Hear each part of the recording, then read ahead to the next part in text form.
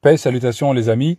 À l'heure où la France va très mal, où on commence à découvrir un système vraiment dictatorial, où on doit sortir avec une attestation, et je vous passe les détails, les barrages, etc. Enfin bref, la division du peuple, etc.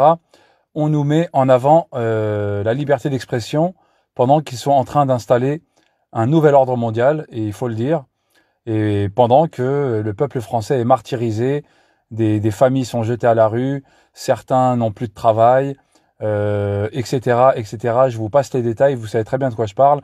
Et pendant que le pantin en chef qui travaille pour les banques nous dit qu'on va arriver au confinement, comme par hasard, le lendemain, on a une série de violences, d'actes, de faits divers qui sont apparemment apparentés à des actes spéciaux, ou je sais plus comment ils appellent ça, du terrorisme, ou je sais pas quoi. Ce qui s'est passé à Avignon, où personne n'a crié à la Akbar, etc. Enfin bref, les médias qui en rajoutent une couche parce qu'ils sont payés par l'État, parce qu'ils reçoivent 2 milliards par an, ou même plus, je sais plus combien.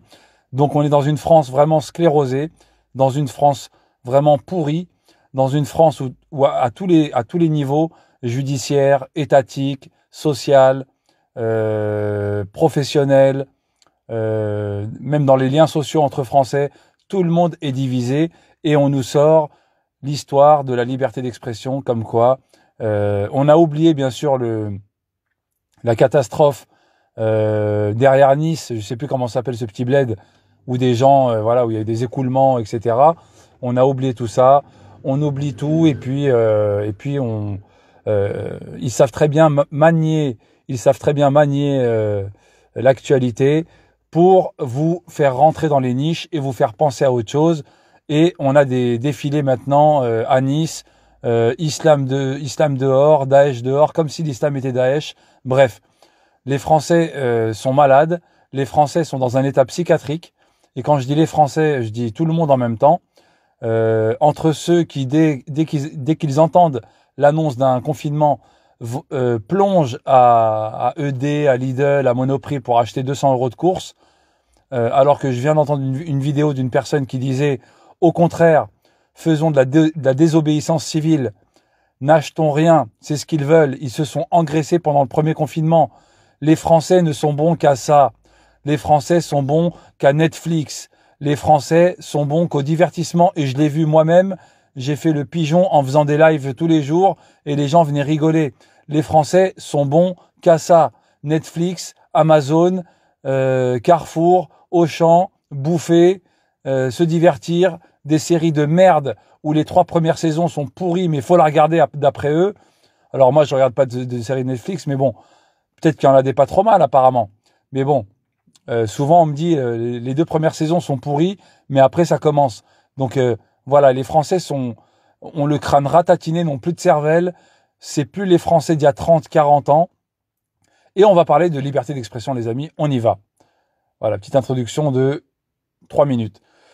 Charlie Hebdo avait fait une caricature. Déjà, je vous ai pas montré la caricature du petit qui était mort sur une plage en Turquie. Ça, c'est encore plus horrible. Mais là, ils avaient fait une caricature sur un tremblement de terre en Italie à Matrice. Donc, séisme à l'italienne, penne. Alors, ils vous montrent des victimes. Penne sauce tomate, penne gratiné, lasagne. C'est super marrant, c'est super marrant. On se moque des gens qui ont perdu leur maison, qui ont perdu de la famille, des habitants, etc. Et on se moque d'eux en les comparant à des plats. Et juste après, on a... c'est pas Charlie Hebdo qui ont construit vos maisons, c'est la mafia. Alors Charlie Hebdo, pour eux, les Italiens sont tous des mafieux. Ils sont tous collaborateurs de la mafia, etc. Ils sont capables de se moquer de gens qui ont perdu leur maison, qui sont morts, des gens qui ont subi un grave traumatisme, et en les traitant de mafieux. Comme ils font avec les musulmans, en faisant leur caricature à 2 balles, et en traitant tout le monde de violents. Je dirais même pas islamiste, parce que ce mot, encore une fois, il a été...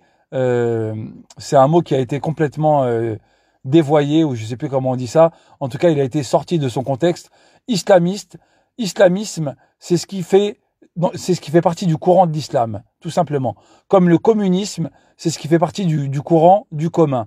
on met tout en commun, l'État divise tout pour tout le monde a la même chose, etc. Le même uniforme, c'est le communisme, c'est le commun. Islamisme, c'est ce qui appartient à l'islam, tout simplement. C'est le petit Robert, même si c'est pas dans le petit Robert, moi je vous le dis parce que c'est comme ça. Voilà. Donc même les Golnadel et tous les pantins de plateau nous servent la même sauce et essayent de déformer, de salir, etc. les religions, en particulier l'islam. Mais on va voir que Charlie Hebdo s'est attaqué pendant 20 ans ou 30 ans au christianisme également, et très peu, très peu. Siné a essayé de s'attaquer à la fille d'Arty et au fils de Sarkozy. Il s'est converti parce qu'il y a de l'oseille pour se marier avec la fille d'Arty. Directement, il a été viré par Charlie Hebdo, etc., etc. Il n'a pas voulu s'excuser. Là, t'as plus le droit de faire de caricature. Où est la liberté d'expression? Je vous le demande. Donc voilà les amis, on se moque de tremblements de terre, de gens qui ont perdu leur maison, de gens qui sont dans le désarroi, de gens qui pleurent. Séisme en Italie, Amatrice porte plainte contre Charlie Hebdo. Là on a François Hollande, quand il y a eu les morts, les pauvres morts, les regrettés morts d'une émission de télé-réalité qui sont morts dans un hélicoptère avec des sportifs, etc., une nageuse, etc. Charlie Hebdo était encore revenu sur le sujet. Ils ont rigolé sur la mort de ces personnalités people qui sont morts dans cet hélicoptère en Argentine. Paix à leurs âmes, bien sûr. Je ne suis pas Charlie, je ne suis pas une raclure. Voilà. Donc même François Hollande avait demandé la suppression de la une qui était indécente et déplacée. Encore une télé-réalité qui va finir dans le décor. Voilà. C'est super marrant. Là, on a un caricaturiste africain. Donc là, comme c'est un caricaturiste africain, on a l'imaginaire colonial qui rentre en jeu. Donc comme c'est un caricaturiste africain, là, on a le droit de le juger et dire si c'est marrant ou pas. Donc là, on a eu une caricature de Macron en serpent avec la cravate bleu, blanc, rouge et une tête complètement qui lui ressemble, avec des yeux, une tête bizarre, une coupe en calvitie et un nez crochu. Et là, une ONG française, à Nouakchott, annule le contrat d'un caricaturiste mauritanien pour offense à Macron. Voilà. Donc quand ça plaît pas à certains, là on tape, on annule, on vire. Tout comme Vasco Gargallo, qui a, je vais vous la montrer d'ailleurs, tout comme quand on a voulu mettre cette photo, on a voulu la mettre en caricature avec Netanyahou, tous ses supporters qui sont assez gras, tout comme celui-là d'ailleurs, la photo est très bien prise. Et ben là, le dessinateur licencié, voilà. Le dessinateur licencié, les amis. Voilà, comme ça. Tout comme cette caricature, là j'en appelle à Golnadel, j'en appelle à Finkelkraut, Golnadel qui appelle à venger ou je sais pas quoi, toujours des délires de haineux, etc. J'appelle à venger le professeur, etc. Mais quand c'est des caricatures sur vos maîtres, là par contre on appelle au licenciement des responsables de la caricature de Trump et du Premier ministre. Deux de leurs fils dénoncent un dessin antisémite. Voilà. Et ça a été une caricature dans le Times d'Israël, dans le New York Times. Voilà. Donc là, on voit Trump en aveugle, guidé par celui qui contrôle le jeu, c'est-à-dire, voilà. Vous voyez très bien qui c'est, vous avez compris. Vous avez compris. Là, on a Nadine Morano, qui vient pleurer, cracher, pisser sur les plateaux en disant la liberté d'expression, c'est sauvage, musulman, etc. Et on va en parler de ce qui s'est passé. Elle vient pleurer sur la liberté sur CNews, tout ça pour en mettre une couche sur les musulmans. En fait, ils s'en foutent de la liberté d'expression. Parce que même Philippe Geluc, il a dit que la liberté d'expression, oui, je suis Charlie, mais la liberté s'arrête là où commence celle des autres. On n'offense pas les gens. On n'offense pas des gens qui croient en quelque chose de sacré. On ne crache pas sur tout le monde. La liberté, c'est pas insulter n'importe qui et n'importe quand. C'est comme ça. Et puis voilà. Et donc, Morano, quand elle a été caricaturée, Morano, la fille trisomique cachée de Gaulle, avec sa tête, etc. Là, Nadine Morano Charlie Hebdo devant la justice. Là, Nadine Morano, elle n'est pas trop liberté d'expression. Là, sur cette caricature très bien réussite, hein, avec la calvitie de Macron, le nez crochu et sa femme en tête un peu de chimpanzé ou de babouin, avec toujours, voilà, bref, avec des... Enfin, vous avez compris, hein, pas besoin d'en faire un dessin. Là, on a, un an après, l'assassin court toujours. On a une espèce de terroriste avec un chapeau franc-maçon. Là, par contre, je trouve que c'est réussi, Charlie Hebdo. Là, il dénonce quelque chose. Celui qui tire est souvent mené par ceux qui ont ce signe-là sur leur mur. La Constitution, les temples, la Révolution française, ils ont tous ce signe-là. Ils ont tous ce signe-là. Là, je peux comprendre. Mais bien sûr, on met toujours un mec avec une djellaba, une mitrailleuse et une barbe. Mais le dessin est bien fait parce que au-dessus, on voit bien qui fomente tout ça, qui commande tout ça pour nous envoyer des francs-maçonnes crasseuses comme Razoui pour venir pleurer sur les plateaux en disant liberté d'expression, ils ont tué mes amis, etc. Alors qu'on sait très bien que c'est fomenté par ces maîtres, les francs-macs. D'ailleurs, ce matin, j'écoutais, je sais plus comment il s'appelle, Bauer, Alain Bauer, un grand franc-maçon. Je crois que c'est le président des francs-maçons ou leur chef, ou je sais plus, la confrérie des francs. C'est leur chef. Alain Bauer a dit, c'est nous qui avons instigé le terrorisme. Il l'a dit noir sur blanc. Il l'a dit à la radio sur France Inter, je pense. Il l'a dit ce matin. Il a dit, c'est nous qui avons instigé ce système, cette technique de terrorisme. Il l'a dit tranquillement sur une radio ce matin, le 29 octobre. Il a dit, ça vient de 1793, la terreur, la Révolution française franc-maçonne, la tête du roi, on a tué des gens, ça vient d'eux. Il le dit très bien. Il a dit, le terrorisme date de plus de 300, de 1793 jusqu'à aujourd'hui. C'est-à-dire 250 années ou quelque chose comme ça. Vous comprenez? Donc même Alain Bauer, il le reconnaît. Voilà. Là, les amis, on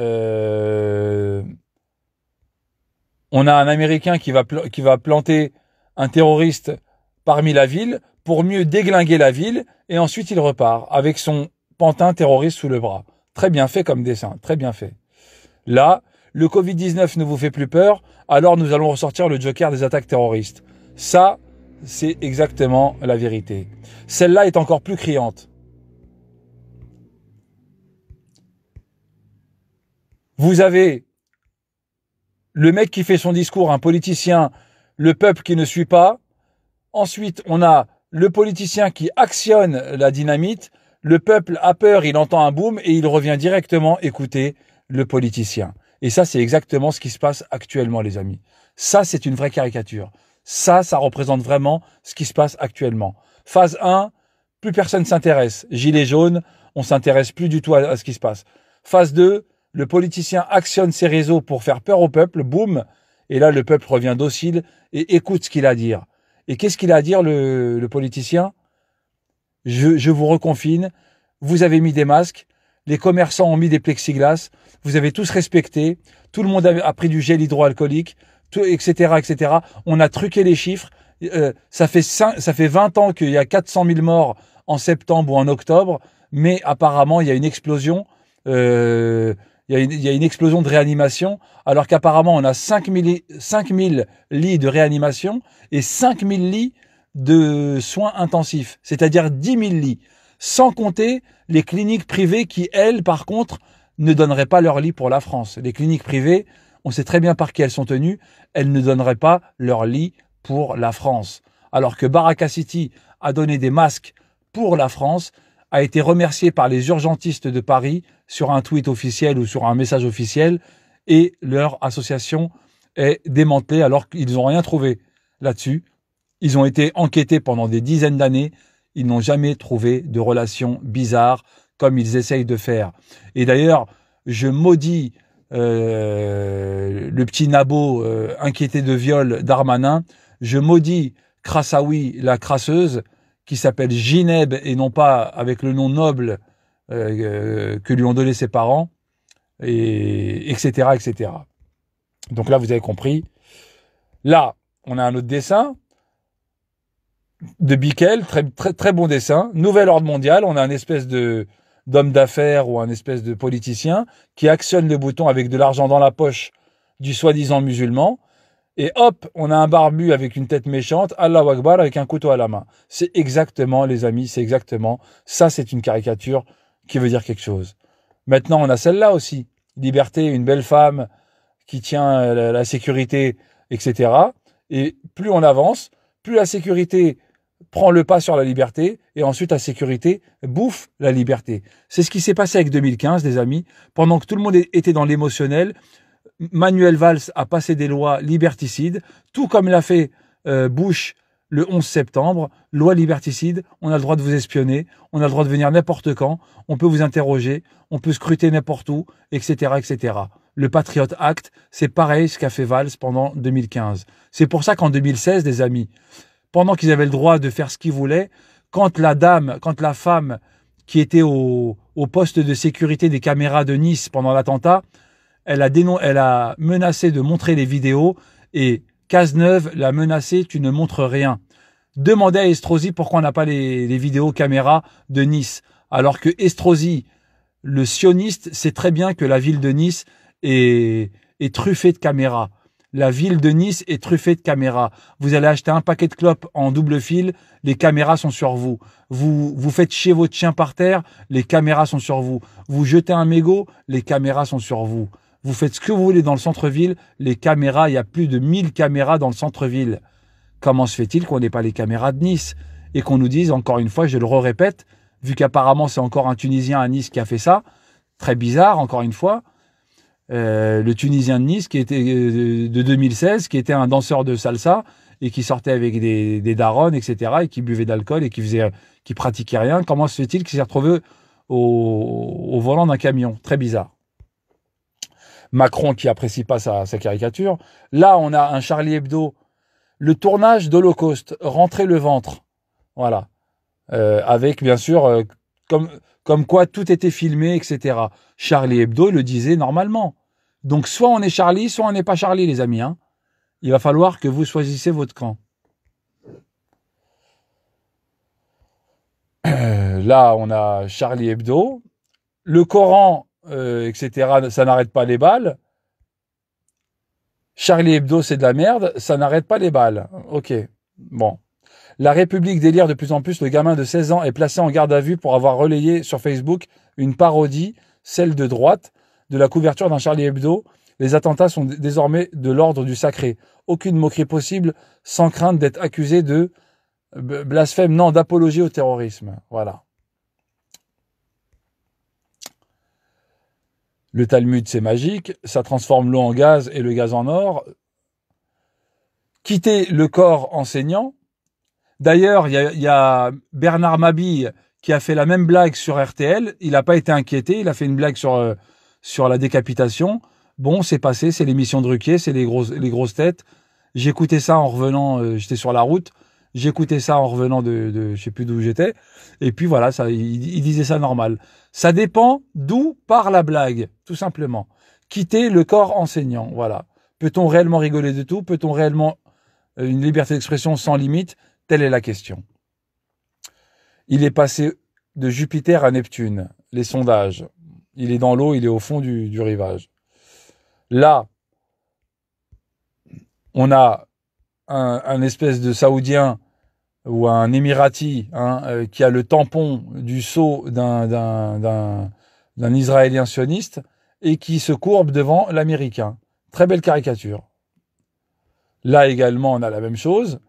Ça représente bien ce qui se passe, les pays du Golfe qui travaillent avec l'entité sioniste. Et c'est une très belle caricature. On a celle-là aussi. Tsahal, Ariel Sharon, boucherie Tsahal. Voilà, le boucher, celui qui a tué des enfants, des femmes. J'espère que vous aurez ça sur la conscience. Tous les gens qui défendent ce genre de boucher criminel, j'espère que vous aurez ça sur la conscience et que au jour du jugement dernier, on s'expliquera tous. Inch'Allah.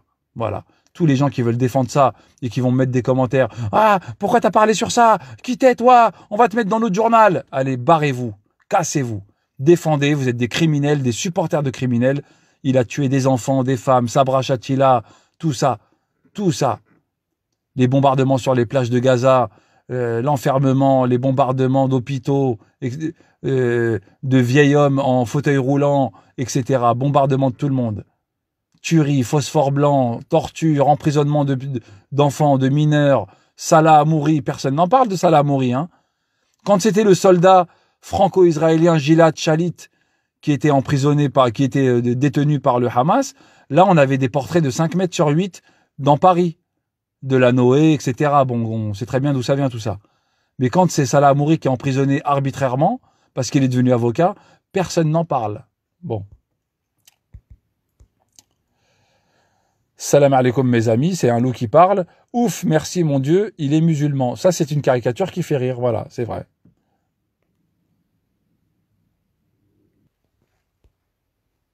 Il n'y avait pas de communautarisme, mais parce que la laïcité c'était une neutralité bienveillante, apaisée. Mais juste, c'est plus le cas aujourd'hui. Père Vieux, quand vous entendez l'imam Hassan Chalgoumi, vous entendez que lui, il a envie d'apaiser. Déjà, on ne comprend pas l'imam, le pantin Chalgoumi du CRIF, on ne comprend pas ce qu'il raconte, il ne sait même pas parler, le pauvre. J'ai pas besoin de vous montrer un medley de toutes ces phrases, mais bon, mesquine, quoi, il parle pas français, comme moi je parle pas bien arabe, c'est comme ça, quoi, il parle pas bien, et je sais pas pourquoi ils l'ont placé. Je pense que le CRIF voulait se moquer de la communauté musulmane. Ils ont pris le soi-disant un ancien tablériste, un ancien extrémiste comme Chalromi, et comme ils ont plein de dossiers sur lui, ils l'ont dit maintenant on va te laver, tu vas aller passer du temps en Israël, et puis tu vas revenir et tu seras lavé du cerveau, et tu vas commencer tu gagneras un peu de pognon avec nous, et tu travailleras pour nous, tout simplement, parce qu'il représente que lui-même, et c'est bien triste ce qu'il représente, hein, Bon, il a envie. Mais moi aussi j'ai envie d'apaisement, mais je dis que si. Mais alors c'est la faute à qui? Nous, quand on était petits dans les années 80, même si c'était un système pourri, Mitterrand, etc., la laïcité, au moins, il parlait pas de la religion. Il y avait du racisme, il y avait ce que tu veux, mais on se moquait pas des religions, de l'islam, des musulmans. On se moquait pas de tout ça. On se moquait pas des chrétiens, même s'il y avait beaucoup de films anti-chrétiens qui se moquaient des bonnes sœurs, etc. Bon, c'est les Français entre eux, ils font ce qu'ils veulent, ils se règlent. Mais sinon, comme le dit le père là sur le plateau, avant il y avait une laïcité bienveillante. C'est pas une laïcité de clochard comme la nouvelle qui vient d'arriver là. Maintenant c'est plus Krassaoui, maintenant c'est Agag ou je sais plus comment ça s'appelle là, un gag, une tête de chou-fleur, enfin bref.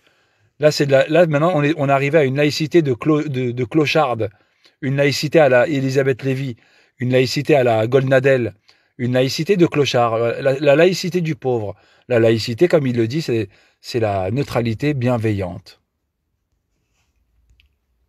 Il n'y avait pas de communautarisme, mais parce que la laïcité c'était une neutralité bienveillante, apaisée. Mais juste, c'est plus le cas aujourd'hui. Père Vieux, quand vous entendez l'imam Hassan Chalgoumi, vous entendez que lui, il a envie d'apaisement. Il a envie. Mais moi aussi j'ai envie d'apaisement, mais je dis que si. Mais alors c'est la faute à qui? C'est la faute à une évolution d'une certaine intelligentsia française qui s'est crue très maligne de revenir. Et on sait de quelle intelligentsia française il parle. On l'a tous reconnu. On sait très bien qui sont aux manettes, les Zemmour et compagnie. On sait qui est cette intelligentsia qui squatte les plateaux, qui ne lâche pas les plateaux. Et après, ils viennent nous dire, mais on les voit pas, les musulmans, etc. L'époque des Lumières, où on était anti-chrétien et anti-religieux, et où le blasphème est devenu une expression de C'est-à-dire que vous êtes contre le blasphème? Moi, je suis contre le blasphème parce qu'on blesse les gens inutilement. Je trouve que c'est idiot d'aller blesser les gens, c'est méchant. Vous savez, Portalis, qui était un de nos grands juristes... Mais c'est une de nos libertés. Mais attendez, non. Portalis, en 1802, il avait connu les horreurs de la Révolution française, il avait connu la guerre religieuse et la guerre civile religieuse, et Portalis disait que quand on atteint les hommes dans ce qu'ils ont de plus sacré et de plus saint, on n'est pas loin de la barbarie. Voilà. Je donne la parole après sur le plan politique, mais juste sur le plan religieux à Hassan Chalgoumi, vous, le blasphème, vous êtes contre aussi, comme le père Vieux? Vous savez, question... Écoutez le pauvre. Franchement, à chaque fois qu'il fait une apparition, moi je me rappelle de la plus connue de Chalgoumi, c'est quand Pujadas il lui a dit annoncez la suite et on revient après. Et Chalgoumi savait pas. Je pense que non, annoncez la suite du programme, on revient. Je suis Charlet, sorry. On vous a dit, monsieur Salgoumi, annoncez la suite, on revient après la pub. Le pauvre, il comprend pas. C'est pas de sa faute, c'est comme moi, si tu mets... voilà, je vais pas tout comprendre dans un autre pays. Le pauvre, mais ils l'ont pris vraiment pour se moquer des musulmans. Écoutez-le. Hein. Le blasphème, la majorité des musulmans sont pas d'accord. Par rapport à les caricatures et par rapport... Mais en même temps, on vit dans un pays de liberté. Il faut comprendre. Il faut comprendre, c'est un pays de liberté. Et c'est un pays de liberté, vous savez, le quotidien ou le journal Charlie... Moi, je respecte leur sacré, c'est pas le mien, et mon sacré, c'est pas leur sacré. Mais je respecte, j'ai un esprit. Pourquoi on n'aura pas un esprit comme vous? Réagir le dessin par le dessin, le cri par les cris, l'humour par l'humour, pas par la haine, pas par le sang, pas par la barbarie, pas par... Vous savez, malheureusement, l'islamisme, dès qu'on critique, dès que j'essaie de faire des réformes, malheureusement, je trouve facilement les menaces de mort et les critiques. Ça, c'est un débat chez nous. En même temps, cet pays laïque, tant qu'elle nous donne autant de liberté, Bon, on va l'arrêter.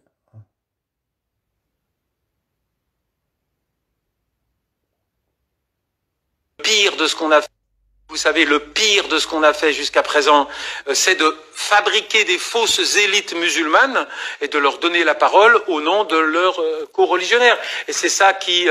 mais je pense que monsieur le rapporteur se souvient de mon exemple, et lui, il l'avait immédiatement compris.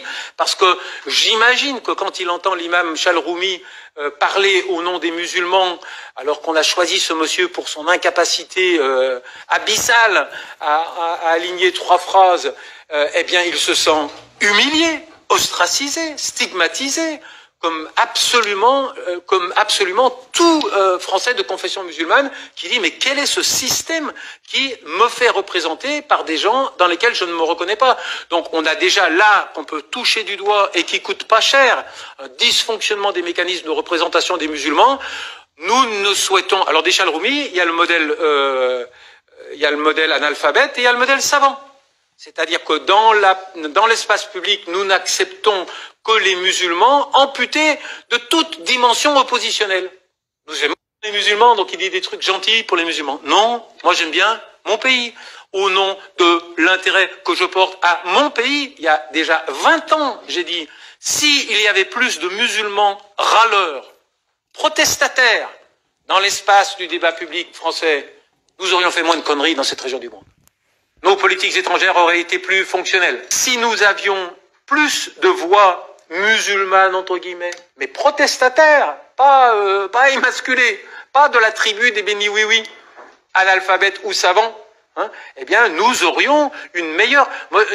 je prends des fois des exemples triviaux. J'ai dit, un arabe pour vendre des TGV, ça peut être bien. Eh ben, un arabe pour nous dire la perception qu'il a des dynamiques politiques dans le monde arabe, ça peut être bien aussi. Ça peut aider. Sachons nous appuyer sur une perception expurgée d'une série de contingences, de difficultés qui sont inhérentes à l'histoire. Pourquoi on n'arrive pas à nous corréler rationnellement avec les dynamiques politiques dans cette région du monde? Bon, on pourra en parler pendant des heures. Il y a des explications parfaitement rationnelles, d'accord? Nous sommes en symbiose avec la... Sauf que son discours, il est très bien à Burja, sauf qu'il a oublié une chose, c'est que ce système n'a pas voulu prendre des gens qui étaient compétents, qui avaient les compétences de parler et de faire passer le bon discours. Le système français, la politique française, etc., il y a un plafond de verre qui a fait qu'il y a eu une discrimination pour laisser passer les bons éléments. C'est tout ce que je peux dire à Burja, qui vient nous dire, tout comme nous disait Ardisson, mais on les entend pas, les bons. Bien sûr qu'on les entend pas. Dès qu'ils essayent de parler, on les muselle, on les discrimine, on les met au placard, on leur met des bâtons dans les roues, etc. On ne veut pas qu'ils parlent. On ne veut pas qu'ils parlent. Depuis très longtemps, c'est comme ça. Voilà. Donc je m'arrêterai là-dessus, les amis. Je voulais vous montrer la vidéo de Jim LeVeilleur sur la femme qui a failli se faire assassiner par des agents de la DGSE, qui était une hypnotiseur, d'accord? Et si c'était une hypnotiseur, elle devait travailler dans le programme MK Ultra, et peut-être qu'elle avait des trucs à balancer sur... Et d'ailleurs, je vais vous en parler maintenant, allez. Voilà, j'ai reposté cet article du Point, d'accord, DGSI, DCRI, DGSI, Mohamed Merah travaillait pour les RG, la DCRI est chargée de l'enquête sur les meurtres commis par le djihadiste alors qu'elle est elle-même mise en cause. D'accord? Donc c'est un article du Point. Donc voilà les amis. Voilà la sombre réalité, c'est que tout ce qui se passe, toutes les affaires bizarres, là, les événements dont certains sont au courant, comme Habib Meyer qui appelle les bœufs, réveillez-vous, prenez les armes. Ils veulent ça. Ils veulent créer un chaos. Ce sont des ennemis de la France. N'oubliez pas que ce sont des ennemis de la France. Ils veulent créer un chaos. Maintenant que tout le monde est assigné à résidence, pète les plombs, les gens ont des problèmes, etc. Ils veulent créer le chaos, les amis. Et puis moi, de mon côté, j'essaie de réveiller les gens, d'alerter de mon côté, ne pas surfer sur la vague des gilets jaunes ou du Covid. J'ai parlé de tout et de beaucoup de sujets intéressants, mais apparemment, on n'est pas écouté. Les gens sont sous chemtrail, les gens sont sous mercure, les gens sont sous bouffe avec perturbateurs endocriniens. Les gens sont complètement lobotomisés, c'est comme ça, on n'y peut rien. Peut-être qu'il y aura un réveil, mais là, c'est le Point qui le dit, c'est pas moi. Donc, vous n'allez pas me dire encore, tu te prends pour qui, tu es un spécialiste. Les journaux, même sur France 3, quand la journaliste, elle posait à Claude Guéant la question, Monsieur Guéant, mais il y a eu plein de loupés dans votre affaire là, avec Mera. Oui, je sais pas ce qui s'est passé. Ils savent très bien ce qui s'est passé. Ils l'ont laissé sortir la nuit alors qu'apparemment il surveillait son appartement à Mera, etc., etc. Maintenant, on va écouter l'affaire de l'hypnotiseur. C'est une information extrêmement importante. D'accord ? Et j'espère que vous partagerez cette information parce que sincèrement, je ne l'avais pas vu passer, mais c'est vraiment extrêmement important. Regardez bien. Donc, le 12 août 2020, de cette année, les agents de la DGSE arrêtés pour tentative de meurtre et tout en affirmant être en mission. Alors, écoutez ça parce que c'est extraordinaire. Les agents de la DGSE, donc. Alors, écoutez ça parce que c'est extraordinaire. Les agents de la DGSE, donc, ont été arrêtés pour tentative d'homicide volontaire et auraient confié aux enquêteurs avoir agi dans le cadre d'une mission officielle. Écoutez bien. Selon une enquête, les agents de la DGSE interpellés à Créteil le 24 juillet dernier et mis en examen pour tentative d'homicide volontaire en bande organisée ont affirmé aux enquêteurs avoir agi dans le cadre de leurs fonctions. C'est-à-dire qu'ils étaient en embuscade au soit cette thérapeute en question, c'est un psychothérapeute spécialisé dans l'hypnose. Est-ce que vous comprenez ce que ça veut dire? Pour assassiner une quinquagénaire, psychothérapeute spécialisé dans l'hypnose. Est-ce que vous comprenez ce que ça veut dire? C'est-à-dire que soit cette thérapeute en question, qui à mon avis va pas parler de sitôt, soit cette thérapeute en question, c'est quelqu'un qui a fait une mission pour la DGSE, qui a hypnotisé, allez savoir, peut-être le conducteur de Nice, peut-être les tueurs du Bataclan, peut-être, allez savoir ce qu'elle a fait pour eux. En tout cas, leur mission, et je parle bien de la DGSE, on parle bien des services secrets français, ils étaient dans une voiture volée pour assassiner cette dame. Est-ce que vous comprenez ce que ça veut dire ou pas? Ça veut dire que les services secrets français sont tout à fait capables de préparer des assassinats. Mais ça, on le sait depuis très longtemps, les amis. Et je pense que tout ce qui se passe actuellement, dès qu'il s'agit de salir les musulmans, je pense que tout ça, c'est fomenté. On le dit depuis très longtemps. Maintenant, certains ne veulent pas le comprendre. Certains veulent pousser au chaos. Certains veulent pousser par leur fond de racisme envers certaines communautés. Mais on a très bien compris que tout ça, c'est fabriqué. Les caméras à Nice, il y en a des milliers. Il n'y en a pas 100, il n'y en a pas 200, il y en a des milliers. Si on ne peut pas montrer les caméras, si la dame qui s'occupait des caméras, la blonde, qui a dit « je vais montrer ce qui s'est passé », etc., on l'a mis en mode silencieux, c'est pas pour rien, les amis. Maintenant, chacun comprendra ce qu'il a envie de comprendre. En tout cas, les amis, je vais arrêter là, ça fait 30 minutes. Paix et salutations, les amis.